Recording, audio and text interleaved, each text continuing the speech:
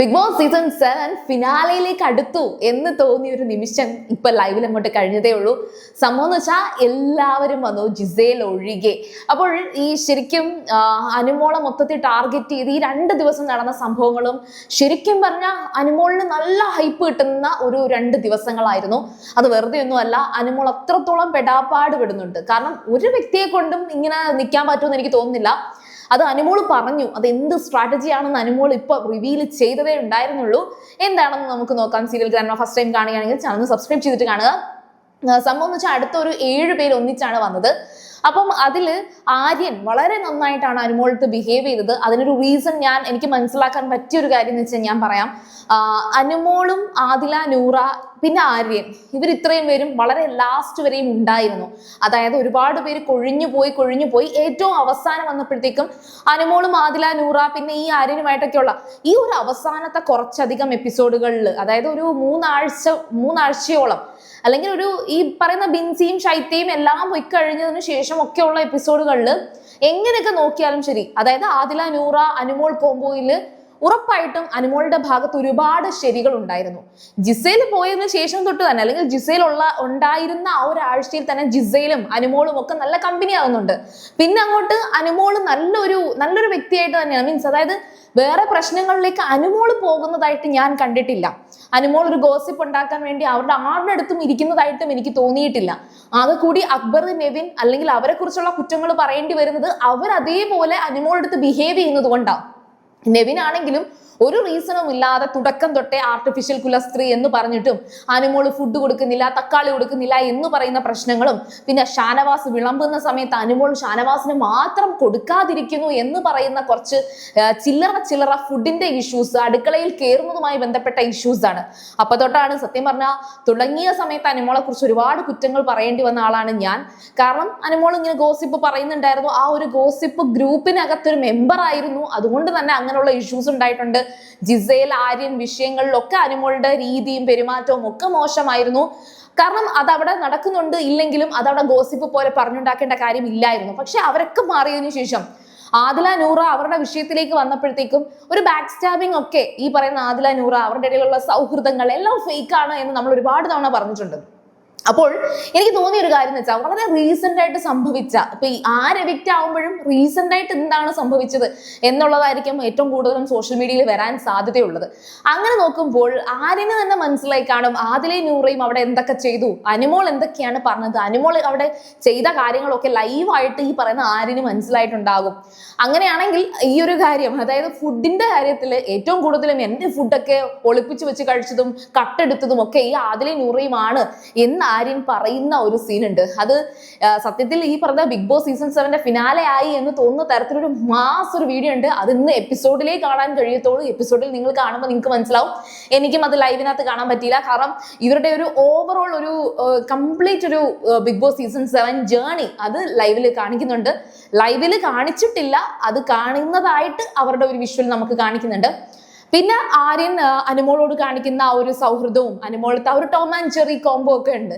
അതൊക്കെ ആര്യൻ പറയുന്നതൊക്കെ എനിക്ക് ഇഷ്ടപ്പെട്ടു. നിങ്ങൾക്ക് ഇപ്പൊ എന്താണ് ആര്യനെ കുറിച്ചുള്ള, അല്ലെങ്കിൽ ആര്യൻ കോംബോയെ കുറിച്ച് പറയാനുള്ളത്? കാരണം as compared to the previous reentry contestants അങ്ങനെ നോക്കുവാണെങ്കിൽ ആര്യന്റെ ഇപ്പോഴത്തെ ഒരു തിരിച്ചുവരവ് വരുമ്പം ശരിക്കും പറഞ്ഞാൽ നല്ലതായിട്ടാണ് ഫീൽ ചെയ്യുന്നത്. പിന്നെ ഓൾറെഡി എനിക്ക് ഏറ്റവും ഇഷ്ടപ്പെട്ടൊരു മത്സരാർത്ഥി, അതായത് ടാസ്കുകൾ കളിച്ച് ജയിച്ച ഒരു നല്ല മത്സരാർത്ഥിയായിരുന്നു ആര്യൻ. അപ്പൊ ആര്യന്റെ തിരിച്ചുവരവ് എനിക്ക് ഭയങ്കര ഹാപ്പിനെസ് തോന്നി. പിന്നെ ലക്ഷ്മി വന്നിട്ട് കുറേ ടൈം അനുമോളുടെ അടുത്തിരുന്ന് സംസാരിക്കുന്നുണ്ട്. അനുമോള് ശരിക്കും പറഞ്ഞാൽ ഓരോരുത്തർ വരുമ്പോഴും ബി കെയർഫുൾ ആണ്. പക്ഷേ അവിടെ ഒരാള് ബിന്നി വരുന്നുണ്ട്, ബി കെയർഫുൾ എന്ന് പറഞ്ഞു. അത് ഉറപ്പായിട്ടും അഭിലാഷാണ്. അബി അത് പറഞ്ഞിട്ടുണ്ടായിരിക്കാൻ സാധ്യതയുണ്ടെന്ന് എനിക്ക് തോന്നുന്നുണ്ട്. അത് അബിയാണോ പറഞ്ഞെന്നുള്ളത് ഞാൻ ലൈവിൽ കണ്ടില്ല. അങ്ങനെ ലൈവിൽ നിങ്ങൾ ആരെങ്കിലും അത് കണ്ടെങ്കിൽ ഒന്ന് പറയുക. പക്ഷെ ലക്ഷ്മിയുടെ അത് പറയുന്നുണ്ടായിരുന്നു, അതായത് ബിന്നി വരുമ്പോൾ ബി കെയർഫുൾ എന്ന് അനുമോളോട് പറഞ്ഞതായിട്ട് അനുമോളും നമ്മുടെ ലക്ഷ്മിയുടെ പറയുന്നുണ്ട്. പക്ഷേ ലക്ഷ്മി പറഞ്ഞ ഒരു കാര്യം എന്ന് വെച്ചാൽ എനിക്കത് ഇഷ്ടപ്പെട്ടു. ആ ഒരൊറ്റ കാര്യം മതി അനുമോൾക്ക് ഒരു കുറച്ചുകൂടെ കോൺഫിഡൻസ് കിട്ടാൻ. അതായത് ഈ വന്ന ഇത്രയും പേരും അനുമോളെ കുറേ കാര്യങ്ങൾ പറഞ്ഞു, പക്ഷേ ആ പറഞ്ഞതൊന്നും അനുമോളെ അല്ല, അല്ലെങ്കിൽ ആ പറഞ്ഞ ക്യാരക്ടർ അല്ല അനുമോൾ എന്ന് അനുമോൾ ഉറച്ചുകൊണ്ട് വിശ്വസിച്ചാൽ മതി. കോൺഫിഡന്റ് ആയിട്ടിരിക്കുക. ഇവർക്കാർക്കും ആയുധം വെച്ചോ അല്ലെങ്കിൽ ഫിസിക്കൽ അസേർട്ട് ഒന്നും പറ്റില്ല. അതുകൊണ്ട് തന്നെ അവർ വാക്കുകൾ കൊണ്ട് മാക്സിമം അനുമോളെ കുത്തി നോവിക്കും. പക്ഷെ ഡൗൺ ആകരുത്, കരയരുത്. അനുമോൾ ഇപ്പൊ കരയില്ല എന്ന് എനിക്കറിയാം. സ്ട്രോങ് ആയിട്ടിരിക്കണം. അനുമോൾ ഓൾറെഡി സ്ട്രോങ് ആണെന്ന് എനിക്കറിയാം. ഇത് സത്യം പറഞ്ഞാൽ ലക്ഷ്മി പറയുന്ന വാക്കുകള് ശരിക്കും പറഞ്ഞാൽ മറ്റേ മോട്ടിവേഷണൽ സ്പീക്കറിനെ പോലെ ശാരിക അവിടെ പല തരത്തിലുള്ള മോട്ടിവേഷൻസ് പലർക്കും കൊടുക്കുന്നുണ്ട്. പക്ഷേ ദ റിയൽ ഗെയിമർ എന്നുള്ള ഒരു വ്യക്തി എന്ന നിലയിൽ അനുമോൾക്കും ഈ പറയുന്ന മോട്ടിവേഷൻ ശാരികയ്ക്ക് കൊടുക്കാം. പക്ഷെ ശാരിക അങ്ങോട്ട് ചെല്ലുന്നുണ്ടായിരുന്നു ഇതേണക്കൊരു മോട്ടിവേഷനുമായിട്ട്. പക്ഷെ അടുപ്പിച്ചില്ല, അനുമോൾ അടുപ്പിച്ചിട്ടില്ല. ഇപ്പൊ ലക്ഷ്മി വന്ന് ഇതേണക്ക് സംസാരിക്കുന്ന സമയത്ത് ലക്ഷ്മിയോട് കുറച്ചും കൂടെ അനുമോൾ പറയുന്നുണ്ട്. കാരണം തൊട്ട് മുമ്പത്തെ എപ്പിസോഡ് വരെ ലക്ഷ്മി കണ്ടു എന്ന് അനുമോളെടുത്ത് പറയുന്നുണ്ട്. അതായത് ഞാൻ അങ്ങനെ എപ്പോഴും ഒന്നും കാണാനായിട്ട് എനിക്ക് പറ്റിയിട്ടില്ല. മാത്രമല്ല ഇവിടുന്ന് ഇറങ്ങിയതിനു ശേഷം പിന്നീട് എനിക്ക് കോണ്ടാക്ട് ചെയ്യേണ്ടി വന്നിട്ടുണ്ട്. കാരണം ബിന്നിക്ക് വന്ന എന്തോ ഒരു കൊറിയർ അത് മറ്റേ ലക്ഷ്മിക്കാണ് വന്നത്. അതിന്റെ പേരിൽ കോണ്ടാക്ട് ചെയ്തതാണ്, വേറെ ആരോടും കോണ്ടാക്ട് ചെയ്തിട്ടില്ല എന്ന് ലക്ഷ്മി പറയുന്നുണ്ട്. അപ്പൊ അതുകൊണ്ട് തന്നെ പുറത്ത് ലക്ഷ്മി ഇവരടുത്തൊന്നും വലിയ കൂട്ടല്ല എന്ന് അനുമോൾക്ക് മനസ്സിലാക്കാൻ സാധിക്കും. അതിനുശേഷം ലക്ഷ്മിയോട് അനുമോൾ പറയുന്നുണ്ട്, ഇവിടെ ഇപ്പൊ ഈ വന്നതിന് ശേഷം ഇവരെല്ലാവരും എന്നെ മാത്രം കുറ്റം പറയുന്നുണ്ട്. എന്നാൽ പുറത്തുനിന്നുള്ളവരുടെ സംസാരത്തിൽ നിന്ന് മനസ്സിലാക്കാൻ പറ്റിയത് ഏറ്റവും കൂടുതൽ ഹൈപ്പ് ഉള്ളത് അനീഷേട്ടനാണ്. ഈ പറയുന്ന കാര്യം അനുമോള് മറ്റേ ലക്ഷ്മിക്ക് പറഞ്ഞു കൊടുക്കുന്നുണ്ട്. അപ്പോഴത്തേക്കും ലക്ഷ്മി പറയുന്നുണ്ട് സ്വാഭാവികമായിട്ട് അതൊരു സ്വാഭാവിക ടോക്കാണ്, അതായത് അതിപ്പോ അവര് പറയുന്നതല്ലേ, അങ്ങനെയാണെന്ന് ഉറപ്പൊന്നും ഇല്ലല്ലോ എന്ന് പറയുന്നുണ്ട്. അപ്പോൾ അനുമോള് പറയുന്നുണ്ട് ഇല്ല, നമുക്ക് മനസ്സിലാക്കാൻ സാധിക്കുമല്ലോ, ഇവര് എല്ലാവരും അവിടെ നിന്ന് ഇവിടുന്ന് ഒക്കെ പുറത്തെ കാര്യം പറയരുതെന്ന് പറയുന്നുണ്ടല്ലോ, മനസ്സിലാക്കാൻ സാധിക്കുന്നുണ്ടല്ലോ, അനീഷേട്ടനാണ് എന്നിങ്ങനെ കറക്റ്റ് ആയിട്ട് പറയുന്നുണ്ട്. ശരിക്കും പറഞ്ഞാൽ അനീഷും അനുമോളും തന്നെയാണ് ഇതുവരെയും സ്കോർ ചെയ്ത് നിൽക്കുന്നത്. ഈ അനീഷ് അനുമോളിൽ ആര് കപ്പെടുക്കും, ആര് സെക്കൻഡ് പ്ലേസിൽ വരും എന്നുള്ളതാണ്. പിന്നെ മൂന്നാം സ്ഥാനത്ത് ഒരു പണിയും ചെയ്തില്ല എങ്കിലും ഒരു സേഫ് സോണിൽ നിൽക്കുന്ന ഒരാള് എനിക്ക് തോന്നുന്നു ഷാനവാസ് ആണെന്ന് തോന്നുന്നു. കാരണം പോളൊക്കെ ഇടുമ്പോഴും ഷാനവാസിന് നല്ല വോട്ടുണ്ട്. ബട്ട് ഐ തിങ്ക് ഡിസേർവിങ് ആയിട്ടുള്ളത് നെവിൻ ഡിസേർവിങ് ആണ് കേട്ടോ. എനിക്ക് നെവിന് വോട്ട് കിട്ടിയാൽ കൊള്ളാം എന്നൊക്കെ എനിക്കുണ്ട്. ബട്ട് ഈ പറയുന്ന ഫസ്റ്റും സെക്കൻഡും അനീഷും അനുമോളും ഫസ്റ്റും സെക്കൻഡും അല്ലെങ്കിൽ സെക്കൻഡും ഫസ്റ്റും അതെന്തോ ആയിക്കോട്ടെ. ബട്ട് മൂന്നാം സ്ഥാനം നാലാം സ്ഥാനം ഒന്നും അക്ബറിനൊന്നും ഡിസേർവിങ് അല്ല. അക്ബറിനെ ഞാൻ പറയുന്നേ ഇല്ല, അക്ബറിന് കിട്ടിയിട്ട് കാര്യമില്ല. കാരണം ശരിക്കും പറഞ്ഞാൽ അപ്സ് ആൻഡ് ഡൗൺസ് ആണെങ്കിൽ പോലും അക്ബർ അവിടെ കൂടുതൽ കോണ്ടന്റ് കൊടുത്തിട്ടില്ല. ആരെങ്കിലും ഒരു കാര്യം ചെയ്യുമ്പോൾ അതിന്റെ ഇടയ്ക്ക് കയറി പറയുന്നതായിട്ടുള്ളൂ. എന്നാൽ ഈ അനുമോൾ കാരണം കുറച്ചധികം കാര്യങ്ങളിൽ ആക്റ്റീവായിട്ട് നിന്നിട്ടൊരു വ്യക്തിയായിരുന്നു അക്ബർ. ഏതായാലും ശരി, ഇവർ ഈ പറയുന്ന പുറത്തെ കാര്യങ്ങൾ വെച്ചിട്ട് അനുമോൾ ഈ പറഞ്ഞ ഗസ് പൊളിച്ചടക്കി കൊടുക്കുന്നുണ്ട് അനുമോൾക്ക്. അതായത് അനീഷ് എന്ന് പറഞ്ഞിരിക്കണ്ട എന്ന് പറയുന്നുണ്ട്.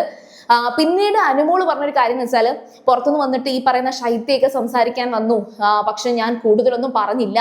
ഇന്ന് രാത്രി മിക്കവാറും അടുത്തൊരു അറ്റാക്ക് എനിക്കെതിരെ ഉണ്ടാകും, പക്ഷെ ഞാൻ അങ്ങ് മരവിച്ചു പോയത് സത്യം. അത് ഒരു രക്ഷയില്ല കേട്ടോ. നിങ്ങളൊന്ന് ആലോചിച്ച് നോക്കിയേ, ഒരു രാത്രി ഉണ്ട് ശൈത്യം വന്ന് എല്ലാവരുടെയും മുന്നിൽ വെച്ച് പൊട്ടിത്തെറിച്ച് എന്നൊക്കെ പറഞ്ഞ് സംസാരിക്കുന്നു. അടുത്ത ദിവസം രാത്രി അപ്പാനിയും ബിൻസിയും കൂടെ വന്ന് പൊട്ടിത്തെറിച്ച് സംസാരിക്കുന്നു. ഇന്നിന് രാത്രി ആരാണോ തൻ്റെ അടുത്ത് പൊട്ടിത്തെറിക്കാൻ പോകുന്നതെന്ന് പ്രതീക്ഷിച്ചിരിക്കുകയാണ് അനുമോള്.